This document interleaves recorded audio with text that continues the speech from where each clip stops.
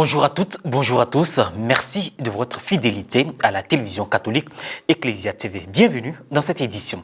Le 20e congrès de l'Association panafricaine des exégètes catholiques APK se tient du 3 au 10 septembre au foyer de l'unité à Souillac à l'île Maurice.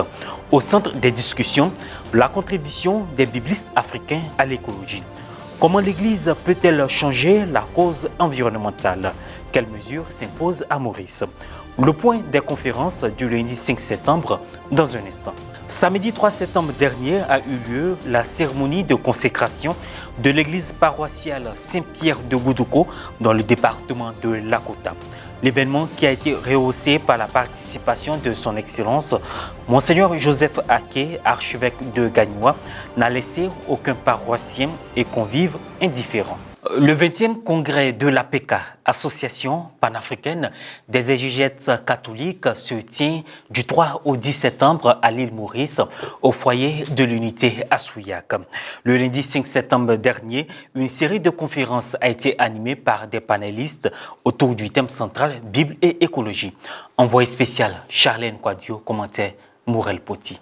L'ouverture scientifique du 20e congrès de l'Association panafricaine des exégètes catholiques se tient depuis le lundi 5 septembre au foyer de l'unité à Souillac à l'île Maurice. Le thème du congrès 2022 est Bible et écologie, contribution des biblistes africains aux questions de l'environnement en Afrique. L'encyclique du pape François Laudato Si, Loué sois-tu, situe le problème écologique dans un ensemble que l'on appelle l'écologie intégrale. À partir de 1968, voilà, on va regarder comment l'être humain va vivre en harmonie avec son environnement, qu'il fait partie de cet environnement. Et le mot écologie sert à désigner les mouvements, les politiques, les associations qui s'inspirent de cette doctrine. Les verts, si vous voulez, on appelle les courants les verts, les courants verts. Au fait, cette évolution ne vient pas au hasard, n'est pas fortuite. Elle naît d'une prise de conscience historique. Une prise de conscience historique de l'humanité face à la dégradation de son environnement. Et en fait, l'humain se rend compte qu'il faut préserver à tout prix cet environnement. Dans sa présentation, le père Jean-Claude Védet s'est appesanti sur l'écologie et l'Eucharistie, notamment implication écologique du mystère de l'Eucharistie. Dans le sens de création, la nature est omniprésente dans les livres bibliques. Contempler la nature comme œuvre de Dieu, c'est une originalité du peuple de la Bible. Et ce peuple va se distinguer des peuples alentours qui vont déifier la nature. Alors que l'Égypte, nous savons, le soleil est Dieu. Et Babylone aussi, ils ont leur Dieu désigné par un caractère signifiant l'étoile. Eh bien, Israël va prendre ses distances par rapport à tous ces peuples alentours. Le père Benjamin Akossia, panéliste et membre de l'APK, a exposé sur le thème « L'homme et la nature, qui prend soin de qui ?» Il est intervenu sur la contribution des traditions africaines au débat écologique.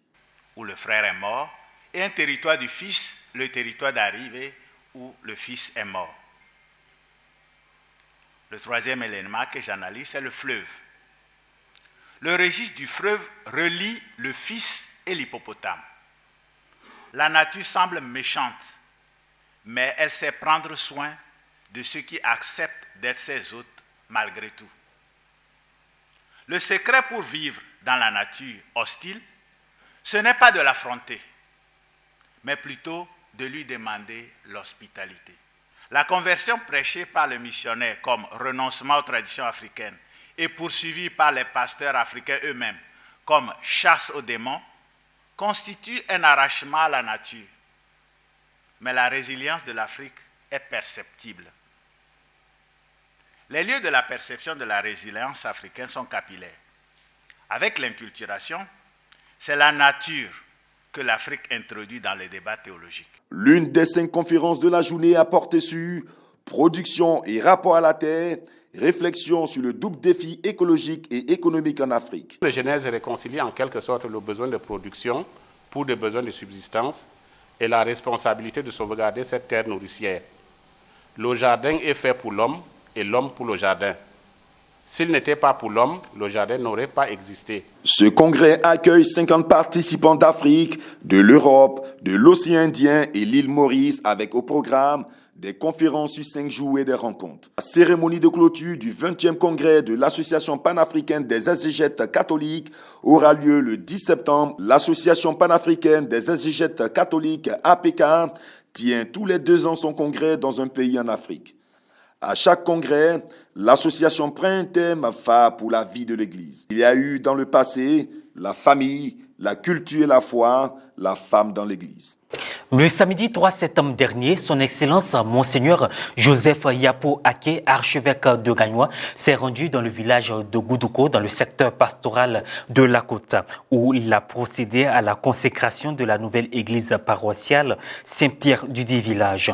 À son arrivée, il a reçu un accueil chaleureux de la part de tous les villageois.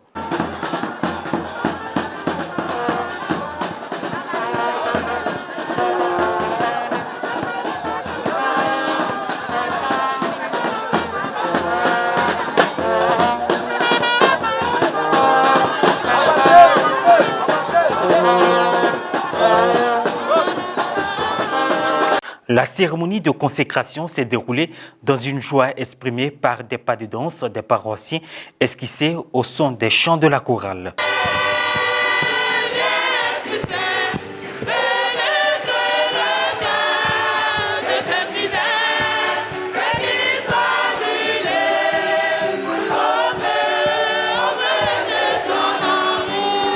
Après la cérémonie, c'est avec grand plaisir que des paroissiens et des convives se sont prononcés sur l'événement célébré. Nous avons travaillé dur et ce soir, je suis très heureux parce que Monseigneur vient de consacrer notre église. Je dis merci à toute la communauté catholique de Saint-Pierre de Goudouko. D'abord, mes premières intentions, c'est de dire merci d'abord à notre curé et son vicaire, vraiment, qui a mis pied et pour la réussite de cette manifestation. Et je dis merci à toutes les communautés présentes aujourd'hui, vraiment de prier encore pour qu'on puisse aller encore de l'avant. Je me sens très fière de notre travail, du travail de notre curé, de tous les fidèles de Goudouko. Je dis merci à notre père archevêque pour tout ce qu'il a fait pour la paroisse de Goudouko. Nous avons travaillé depuis 10 années avec le père curé Frère Kwadjani. Il est de cette paroisse, fils de cette paroisse. Et Monseigneur l'a envoyé ici dans le but de construire cette église. Et par la foi, lui et moi avons travaillé dans ce sens. Voilà pourquoi je dis que grande est ma joie. Et pour mon père Damba, évêque Monseigneur, Nous saluons notre père archevêque Joseph Ake Apo, nous saluons notre père Alfred et tous ceux qui sont venus nous aider à inaugurer cette église. C'est une joie pour nous et nous disons merci à tout le monde. Vraiment, nous sommes très contents. Et ce matin, nous voulons prier le Seigneur afin qu'il puisse donner la force à tous ceux qui ont initié ce travail, à tous ceux qui ont œuvré pour la réalisation de ce grand projet, afin que Dieu puisse leur donner toujours la force de continuer. Vraiment, ce matin, nous sommes très contents. Voilà, ainsi se referme cette édition. Merci à vous de nous avoir suivis. Merci de rester sur Ecclesia TV. Que Dieu nous bénisse.